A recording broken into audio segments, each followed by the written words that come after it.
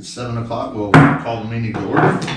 Roll call. Chisman. Present. Smith. Present. Jerry VanDorin. Present. Cope. Present. Kimberly VanDorin. Present. Everybody's here.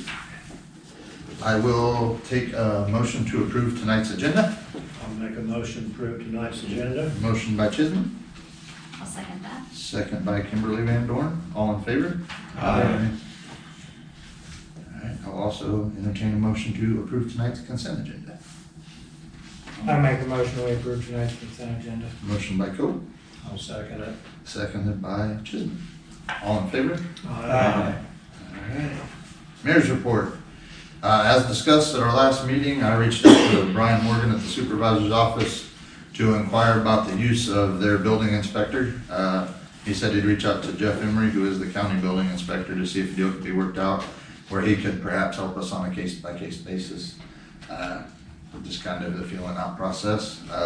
Haven't heard back from him, but the ball's rolling to where we can see about getting somebody to help us out with the resignation of Steve Bond. Former Councilman Brian McSparron, for the second year in a row, decorated the park for Christmas. He put up all the decorations and the lights and everything, and the big decorations and Christmas trees that go up on the light poles, he's taken them home and got them all rewired and new bulbs and everything in them, and he's gonna be putting them up real soon. So kind of getting festive again here. Really appreciate all his help in this endeavor to get that stuff up. Quick reminder about the census coming up. We should be starting to receive stuff in the mail here real soon. Remember, this helps with us with the funding received from the federal government, so it's important to get the information turned in, and keeps the census committee from having to come to your door to hunt you down and get a count of you that way. So anybody that can cooperate with that, I don't think anybody wants anybody coming door to door. So lastly, I would like to present our outgoing council members with the certificate of appreciation. Thank you to Bob Chisman Thank you. and to Kimberly VanDorin. Thank you very much. You both served Blakesburg admirably, and I, for one, am glad to have had the opportunity to work with both of you. Thank you, too, for making Blakesburg a better place. So, really appreciate all your work. And that's all I have. So, I'm going to turn it over to Marty for the sheriff's report tonight. Well, we don't have, I guess I can't think of a whole lot to report. Dogs are still doing good. I saw the flyer in there, so we've given you guys the flyer for the open house we're doing.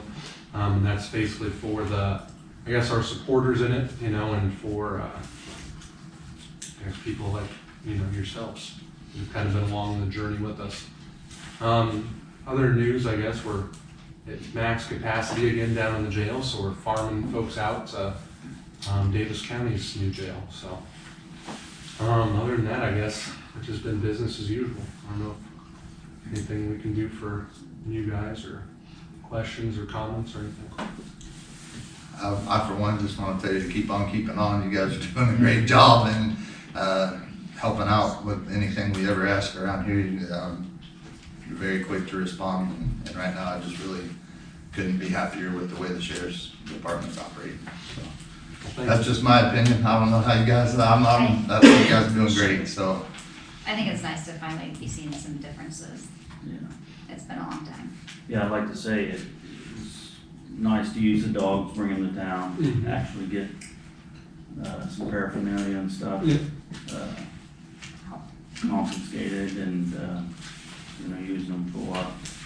It shows what they can do for a small town like this. I mean, they can go a long ways to cleaning it up, and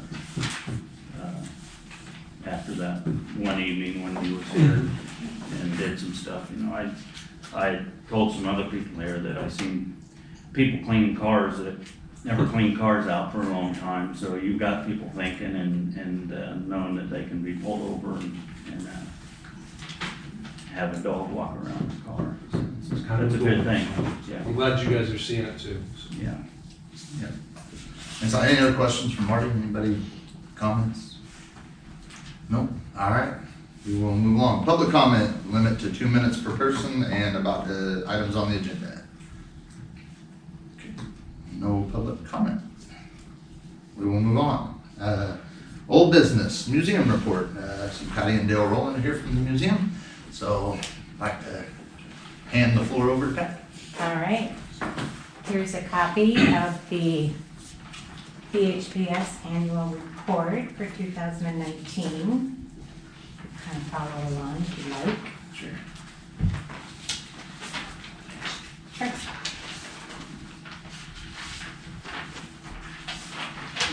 Yep, you're welcome. I'll just kind of read through it a little bit and then you can ask any questions if you have any. Want to start out by thanking the mayor and the city council members for your continued support. 2019 was a busy, productive year for BHPS and the museum both. Through most of 2019, the museum was open to the public on Tuesdays and Thursdays. In addition to our local supporters, we had museum visitors from, there's quite a list here, so it was from Colorado, Illinois, Pennsylvania, Oregon, Florida, North Dakota, Minnesota, Michigan, Alaska, and Maryland. January's Friends of BHPS Drive resulted in 77 individual or family memberships for 2019, and membership has been increasing steadily every year. So here's some of the highlights for 2019. Obviously, volunteers are the backbone of the Blakesburg Community Museum. We have approximately 20 BHPS volunteers. They're a pretty energetic group. As of October, their volunteer hours totaled 834, which is pretty significant. They do things like hosting in the museum on Tuesdays and Thursdays. They help us with our fundraising and our educational programs, also our community events. They help clean the sidewalks of ice and snow, and they also do minor building maintenance and repairs. Want to point out that these hours are not all encompassing for the organization, as they do not reflect the administrative volunteer hours for the board of directors or all of the volunteerism that we have going on right now at our bingo events.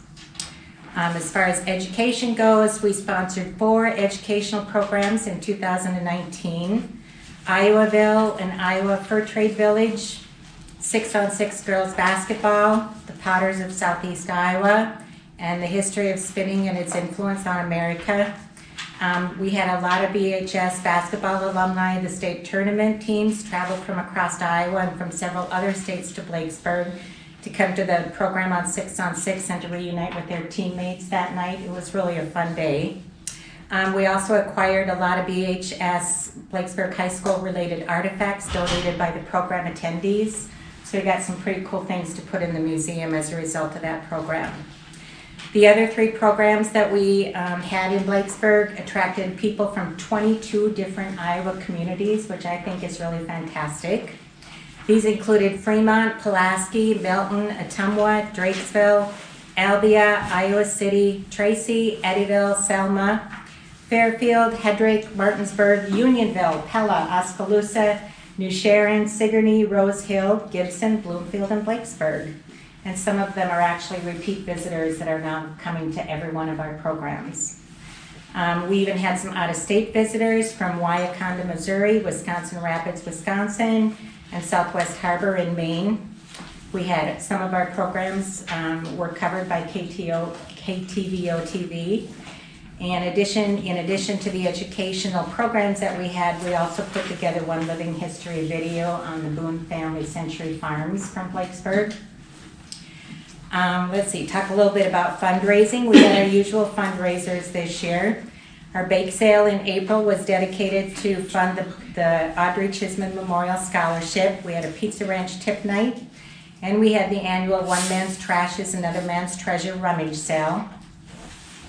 And of course, we have the 2-day pie and ice cream social out at the Antique Airfield during the Labor Day fly-in, which is always fun for us, and it's fun for them too. We have a good time there. We had over 100 pies produced and donated from different people in the Blakesburg community this year. Just in case anybody wants to know, Bob Taylor's favorite pie is cherry pie, and we always make him a special cherry pie every year just to give to him. So, we were also asked to bring our chicken bingo to the Fremont. Any questions or comments about anything that I've talked about so far? No? No? Okay. Talk a little bit about the community outreach that we've done this year. We participated in the Eddyville-Blakesburg Fremont Awards Night in May, and we awarded Grace Michelle Monternac our 2019 Audrey Chisman Memorial Scholarship. We also partnered with Medicare Quality Improvement Organization for Iowa, and we offered to provide a meeting place to hold classes to help diabetics learn how to reduce complications of diabetes. We again produced the 50th annual Blakesburg Community Calendar featuring the Antique Airfield this year. Two of Blakesburg's civic organizations also continue to advertise their events and meetings on the community calendar, so we've gone a little bit beyond just BHPS there. Our contribution to the 2019 Corn Carnival was to sponsor Nauvoo on the Road as an attraction on Saturday afternoon. Unfortunately, we all know how that turned out that day. They got here and had breakfast at the church and turned around and went home. And finally, we mailed invitations to 15 Blakesburg area community organizations to partner with BHPS and serve food at bingo. We had 2 organizations accept that fundraising opportunity. As far as bingo goes, we debuted our first bingo event during the Corn Carnival, and now we conduct bingo on the 1st and 3rd Saturdays of the month at the elementary school cafeteria here in Blakesburg. As far as our future goes, we did do some long-term planning this year. We actually received a $5,000 direct response good practice grant from the Ottumwa Regional Legacy Foundation in April. These funds from ORLF enabled BHPS to partner with Area 15 Regional Planning Commission, and what we did with them was to develop a 3 to 5 year strategic business plan that will become the roadmap for our future operations. This planning has now been completed with Area 15, and the plan will be adopted during our 2020 annual meeting.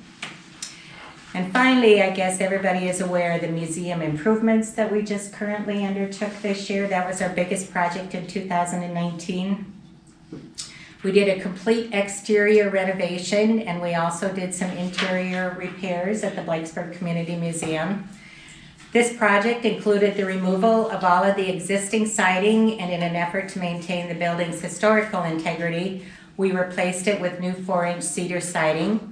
The sash and the frame for the original 6.5 by 5 foot window on the building's east facade was replaced, and the repair of the facade parapet, including a new metal cap, was completed. Any internal damage to the framing and the sheathing and the insulation, etc., was repaired as it was discovered. And we also replaced any and all damaged trim boards on the outside of the building. Likewise, the interior repairs have now been completed also, and Quality Carpentry and Concrete of Ottumwa was the project contractor.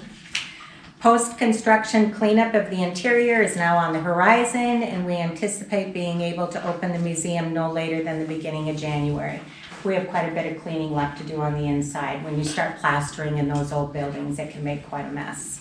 So, we'd like to thank all those who extended support, encouragement, and positive reinforcement, both locally and from afar, not only during the museum renovation, but for all the activities brought to the Blakesburg community by BHPS. And we'd like to thank the City of Blakesburg for continuing their 2080 agreement with us. It helps us get grants, and it helps us kind of network with other organizations also if they know that the city is behind us. So, questions or comments about everything that we have done this year? Thank you for all you've done. It does look great. The renovations look amazing. Building looks good. It looks really good. Yeah, Yep. the building looks really good, so. Any other comments?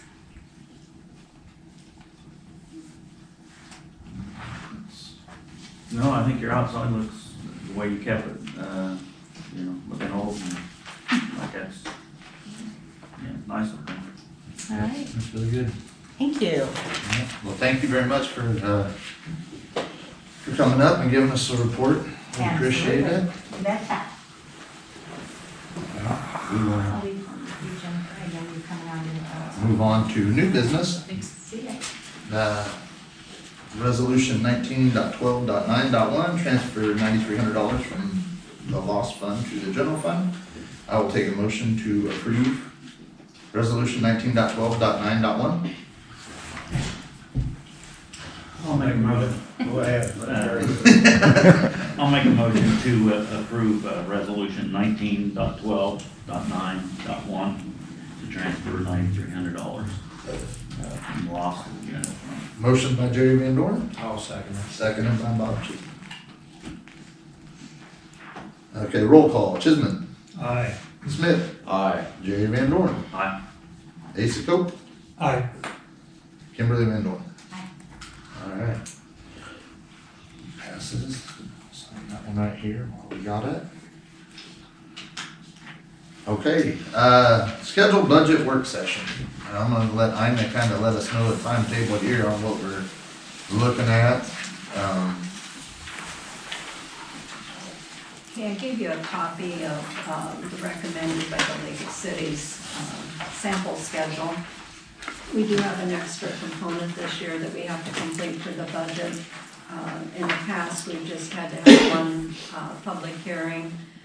This year, we have to have two. We have to have one in January to approve the tax levy, and then whenever we get the budget completed, then we have to have a special hearing also for that, or a public hearing rather.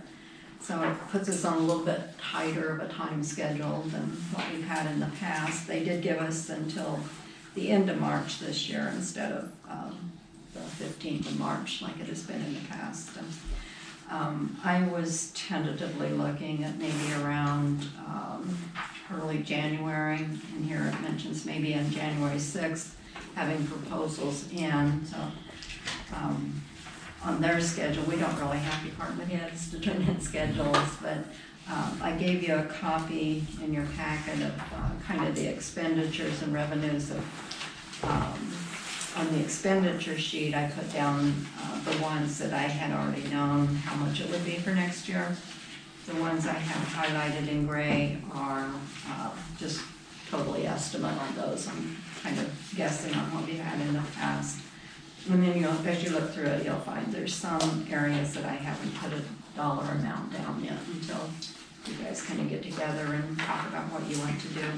So some of the main things you need to be thinking about and preparing as we get ready to do this work in January is to think about what we're going to do with roads next year, if there's any other maintenance like on our building or equipment or anything that we anticipate doing, or if you're aware of something that maybe I didn't think of as I started putting those together that might come up during the next year.